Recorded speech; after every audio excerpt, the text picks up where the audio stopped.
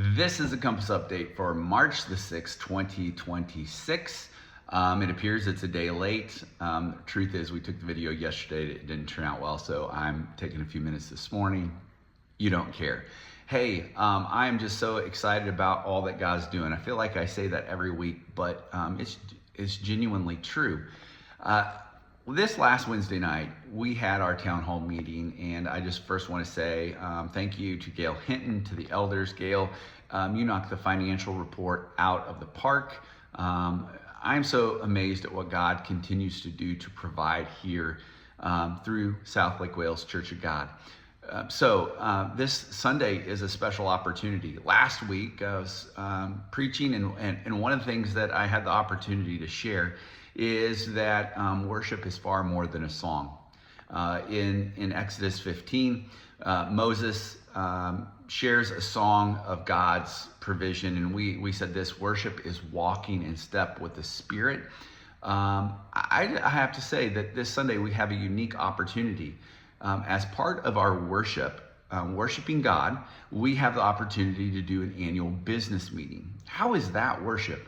It is worship because it is us staying in step with the Holy Spirit. It is us following where God is directing us in the life of the church. And I know that that is worship, that walking in step with the Spirit is part of us having a life that's wholly surrendered to Him. So part of your obligation in that is business. That we, and then this is really fun, this Sunday morning, God provides. God provides leadership. God provides, and thank you, Jeremy Smith, for giving a little bit of language. God provides leadership in the church by giving us plurality of leadership.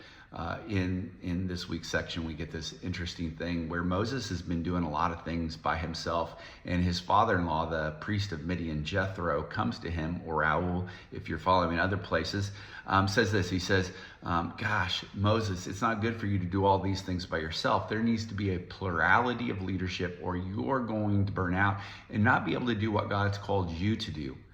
That's what we call elders in our church body.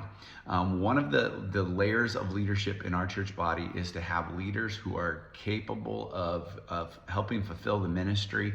This year we have 3 elders on the ballot. I want to mention them just really quickly. Tommy Frank, who has completed his first 3-year term and is up for ratification for a second 3-year term.